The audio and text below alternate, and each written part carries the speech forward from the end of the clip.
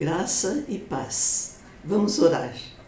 Pai querido, muito obrigado, Pai. Estamos aqui para falar da Tua palavra, para que muitas pessoas possam ver e ouvir, e muitas pessoas sejam abençoadas.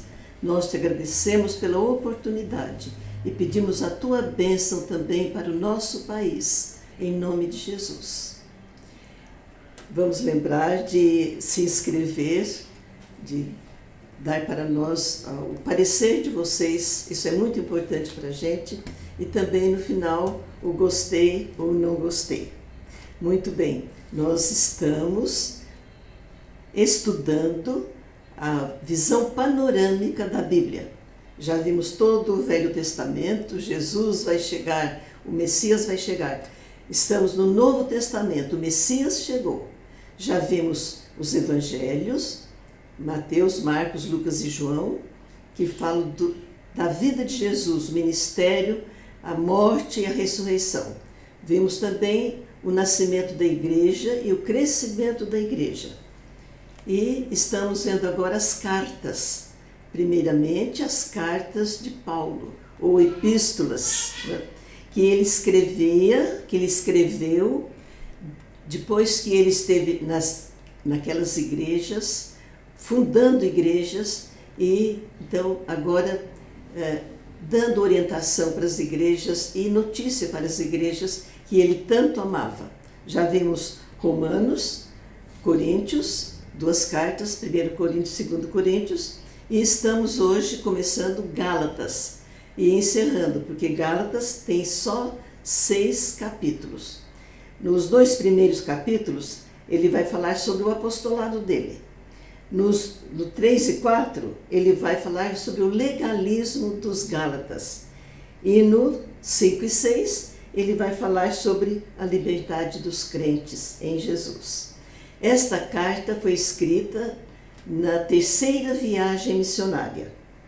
É uma carta circular, que vai então ser mandada para uma igreja e mandada para as outras igrejas daquela mesma região. Muito bem, então, as cartas de Paulo, vamos lembrar, Romanos, Coríntios, Gálatas, Efésios, Filipenses, Colossenses, Tessalonicenses, Tito e Timóteo e Tito e Filemão. São essas cartas de Paulo. Nós estamos vendo aqui as cartas que ele escreveu às igrejas. Então, Gálatas, muito bem. Ele está escrevendo essa carta porque a notícia que ele teve, que tudo que ele pregou agora chegaram lá os judaizantes, dizendo para os convertidos que eles tinham que ser circuncidados. Então esta carta é uma carta muito urgente pelas coisas que estavam acontecendo. Então, ele começa sempre saudando, a saudação de Paulo, apóstolo. Ele fala sempre, apóstolo por Jesus e por Deus Pai, foi chamado, ele foi separado para ser apóstolo aos gentios. Os meus companheiros, quem está escrevendo a carta, as igrejas da Galácia. As principais igrejas eram Antioquia, Listra e Derbe. É bom voltar lá em Atos para saber o que aconteceu nessas igrejas, quando Paulo esteve lá. E ele sauda assim, graça e paz. E o motivo da carta: vocês se afastaram do evangelho da graça de Cristo. Admira-me tão depressa, vocês estão se desviando. Outro evangelho, vocês estão recebendo os judaizantes, e eles estão exigindo circuncisão. E Paulo diz assim, mesmo se alguém, até um anjo, lhes pregar outro evangelho, seja anátema, seja amaldiçoado. O evangelho é só um só. Jesus salva pela fé. Paulo pregava o evangelho que Cristo lhe revelara. Então ele fala do tempo dele. Ele era judeu, ele fazia parte do Sinédrio, E no judaísmo ele era muito zeloso, em extremo. Ele guardava as tradições dos seus pais. E ele foi escolhido, ele diz, antes de nascer, e chamado para as regiões dos gentios, separado. E quando ele se converte lá na estrada de Damasco, que nós já vimos em Atos, ele vai em Damasco, dali ele vai para a Arábia e fica ali consultando a Deus. Ele não foi atrás de nada, ele queria estar perto de Deus para que Deus esclarecesse para ele agora essa virada da fé que ele estava tendo. E depois da Arábia, ele volta a Damasco e ali ele fica 3 anos, que ele sai do cesto, levado no cesto.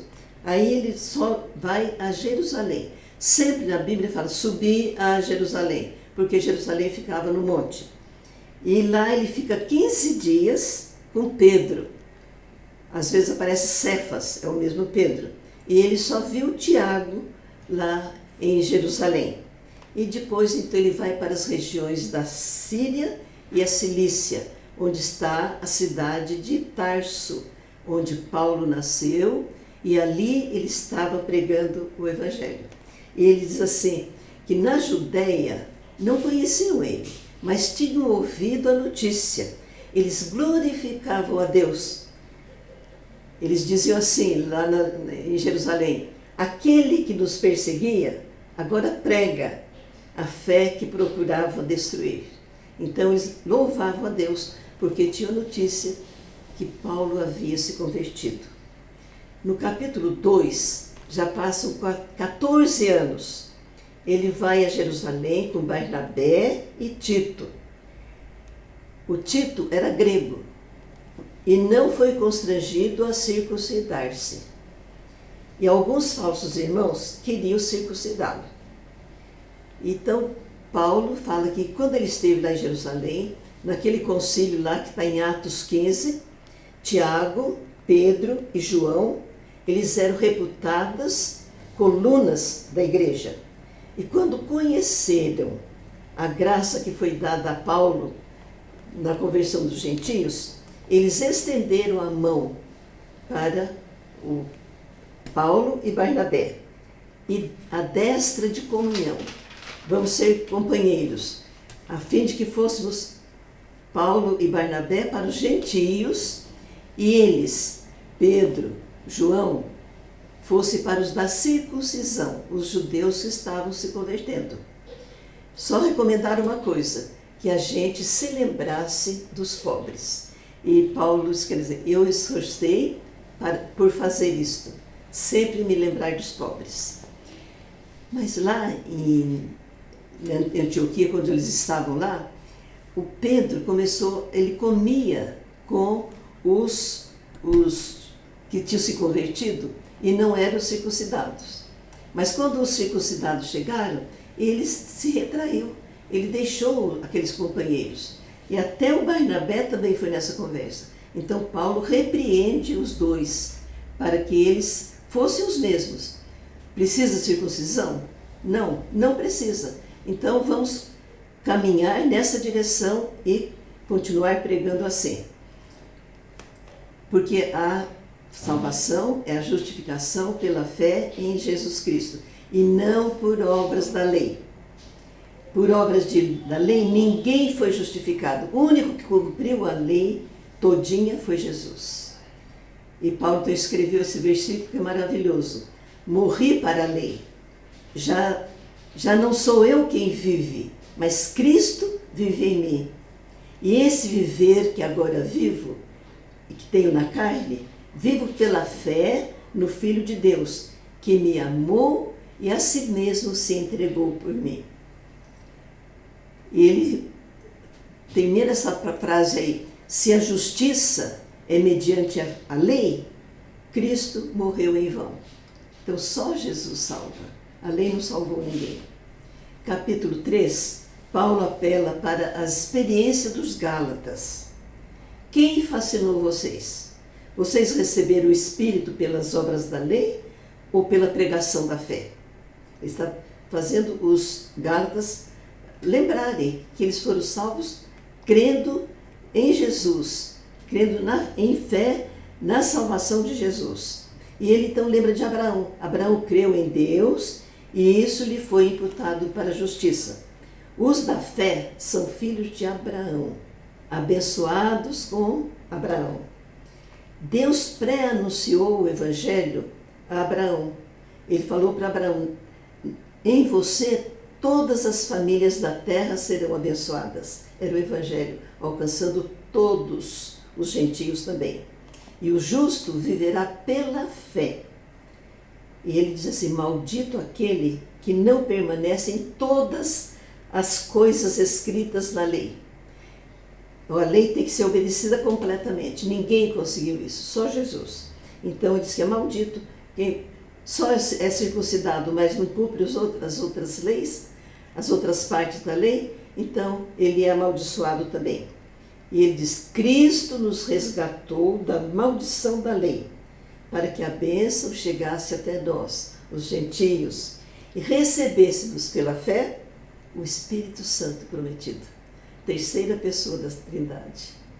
A lei não pode invalidar a promessa concedida gratuitamente a Abraão. A lei foi dada para mostrar as coisas que são contra a vontade de Deus. A lei mostra o pecado. Até que o descendente, Jesus, a quem se fez a promessa, viesse. A promessa veio primeiro e é permanente, a promessa permanece. A lei veio mais tarde e é temporária. A lei nos serviu de aio para nos conduzir a Cristo. Aio era o escravo, o pedagogo, que conduzia a criança à escola, em segurança, vigiando sempre que ele estava fazendo a coisa certa.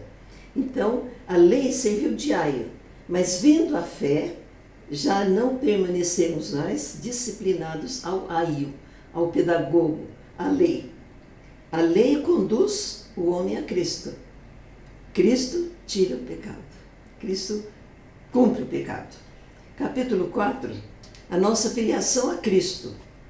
Antes de ficarmos adultos espiritualmente, fomos escravos dos poderes espirituais que dominam o mundo. Mas no tempo certo, Deus enviou o seu próprio Filho para libertar os que estavam sob a lei.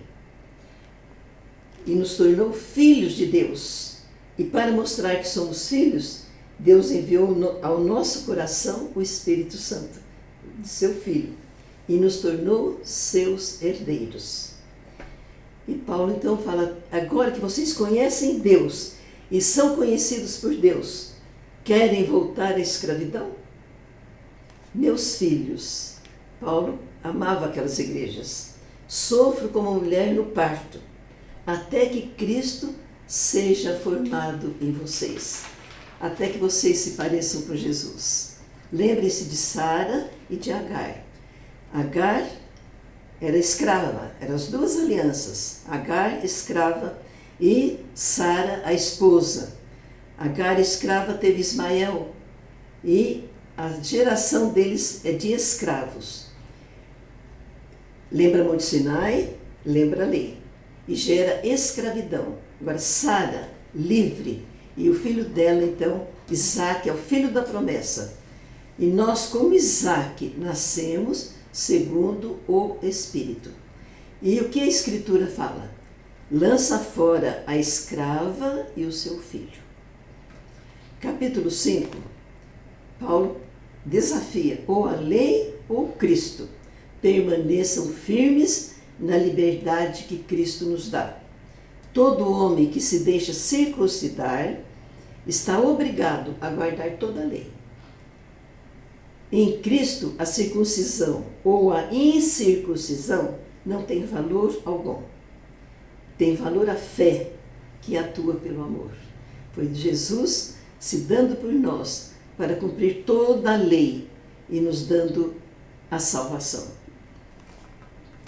E Paulo diz assim: cuidado, um pouco de fermento leveda toda a massa. Essa história que os judaizantes estão trazendo vai corroendo o verdadeiro ensinamento da Bíblia. A liberdade é limitada pelo amor. A lei se cumpre em um só preceito: amarás o teu próximo como a ti mesmo. Então, esse é o Evangelho que muda a vida, que faz a gente amar, conhecer o amor de Deus e transmitir este amor. E Paulo diz: andai no Espírito. A carne milita contra o Espírito. Nós temos o Espírito nosso, mas tem o Espírito Santo de Deus, com letra maiúscula. E é uma briga, porque a nossa carne gosta do que é bom, do que é errado, de fazer as coisas da nossa vontade da carne. E o nosso Espírito, que já recebeu o Espírito Santo, ele quer fazer as coisas que o Espírito Santo ensina. E quais são as obras da carne? O que o velho homem gosta? Imoralidade sexual, adoração de ídolos, feitiçarias, inimizades, brigas, ciumeiras, acesso de raiva, bebedeiras, divisões, farra, tudo que a carne gosta e que o Espírito sofre, porque o Espírito quer fazer as coisas que o Espírito Santo ensina. Qual é o fruto do Espírito Santo? A gente, alimentando o Espírito Santo, estudando a Bíblia e orando, a gente então faz a vontade do Espírito Santo e a gente produz o fruto do Espírito Santo. Qual é o fruto? Amor, alegria, paz, paciência, delicadeza, bondade, fidelidade, humildade e domínio próprio. O fruto do Espírito. E no capítulo 6 e último, Paulo então vai encerrar a sua carta, dando conselhos. Ajudem uns aos outros. Corrijam com brandura aquele que caiu em pecado. Cuidem para não ser tentados. Cada pessoa continua responsável por sua própria conduta. De Deus não se zomba. O que o homem planta, ele vai colher. Façamos o bem a todos, primeiramente aos da família da fé. Repartam as suas coisas boas, o que você sabe, o que você é, com quem você está ensinando.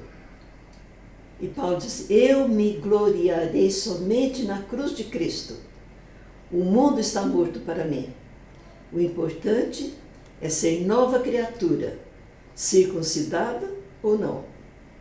Para todos que seguem essa regra de vida, a paz e a misericórdia estejam com eles e com todo o povo de Deus.